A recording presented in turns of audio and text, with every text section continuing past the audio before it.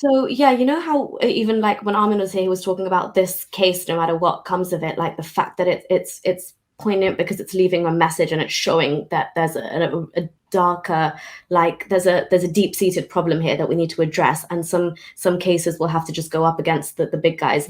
So that's exactly what is happening in Malaysia, and literally kind of just really relevant to what you're saying.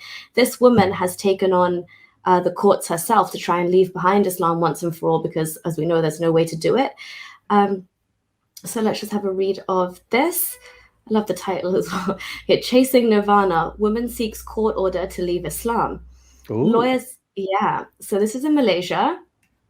And okay, so a 32-year-old woman has filed a civil suit against the federal government and religious authorities in a bid to renounce Islam so that she can convert to Confucianism and Buddhism. Lawyer Fahri Azad, who is representing the woman, said the case will be a test for establishing freedom of religion for Muslims in Malaysia, where apostasy is rejected by the government. He said his client's case differs from previous attempts to secure the legal right to leave Islam, as she has already made a prior attempt through the Sharia court system. So this woman has played by the rules. The fact is, there's no way out. So she's exhausted the Sharia options. Now she's brought a civil claim. Previous cases they went to the civil courts first. In our situation, my client went to the Sharia court and the Sharia appeals court as well. So they exhausted the Sharia process and they are still not letting her go. In her application for a judicial review at the High Court, the woman, born to Muslim parents, said she had never practiced Islam, as neither of her parents, who were divorced, had practiced the religion. She said her parents had given her free rein to determine her own faith, which she said she found in Confucianism and Buddhism, through which she hopes to attain nirvana, or a state of enlightenment. The woman said in her affidavit that she routinely consumes food and beverages considered haram, such as pork and alcoholic drinks. She said she first filed the application to leave Islam at the Sharia court in August 2018. The court instructed her to attend 12 faith counseling sessions from January to June the following year, pending her trial. During her trial, her mother and a close friend presented oral evidence to her Buddhist faith before the Sharia court, which later dismissed her application in July 2020 and ordered her to attend further bloody faith counseling sessions.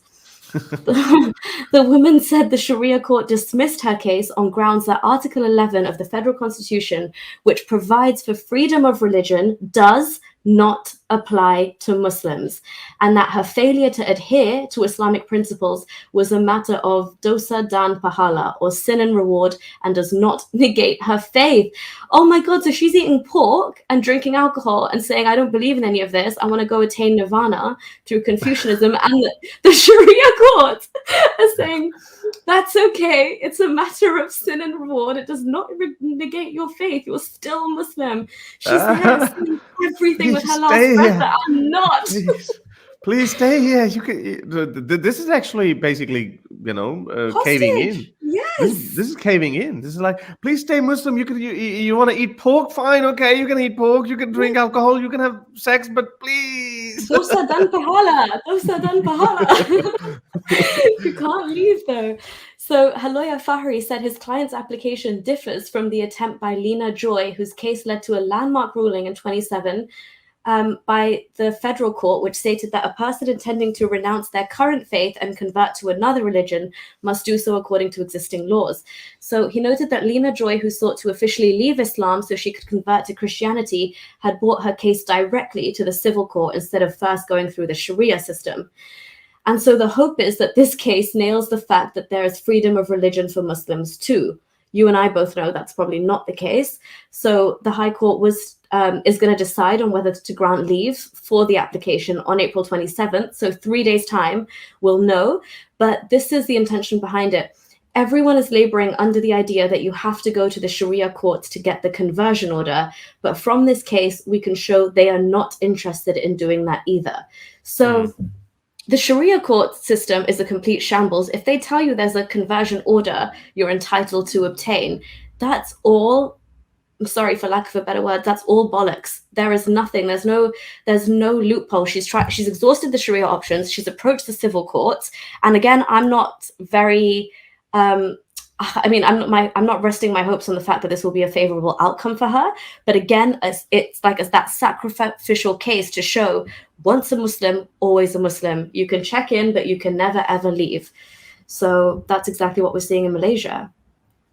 We spoke to a Malaysian ex-Muslim dissident who was living somewhere in Europe, I think, and Yeah. he kind of educated us on that. So this reminds me of, I was trying to find the similar judgment that came out in 2017 or 2018 in Islamabad High Court, that up until that point you could go to your national identity database and you could actually change your religion. So I just to PM off back in 2018 or something. I thought, okay, well, I don't need Pakistani documents, but I still exist in the database, so I'll just change it from Islam to something else, or none, or atheist, or whatever, just anything else.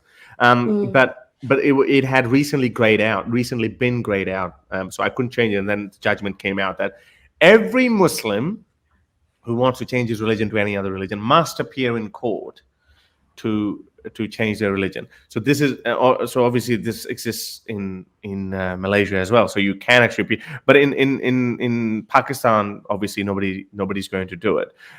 So what I actually found in the meantime was Pakistani court actually ordered some 10,000, the names of 10,000 people who had changed their religion from Islam to Ahmadiyya, which is another sect of Islam, which is the most hunted down. Why would you want to do that in Pakistan? Yeah, I know. Why would you want to do it? So anyway, so the number is estimated to be 10,000. But yeah, so it's I don't know. Why that's like asking to be discriminated against, you know, and Yeah, treated exactly. bad. Exactly. But again, like faith is very faith demands you to be, vocally you. So like so that's why they want to do it. Well, for example, atheists, we always recommend them, if your life is in danger, don't be a hero. Don't say you're an atheist or an ex-Muslim if you're living in these countries, because atheism, not we're not a central figure, but atheism per se does not demand you to say, yes, I am an atheist. Like, and a lot of the sense of martyrdom actually comes from Christianity as well. If you look at the early Roman, the Nero's persecution, and later Roman, all of these saints in Europe who have been like, embellished in history as like and like immortalized are the initial martyrs who came to these islands like trying to spread Christianity and died in the process. They're the ones who have been deified. And they said, and they said, yes, we are Christians. Do whatever you want, but so we are proud Christians. So I think religion has this superior, like it gives you the superior sense that there was a pastor who jumped in a lion enclosure and he said that lion is not going to eat me. And then lion said, sorry. Lion do what lion does.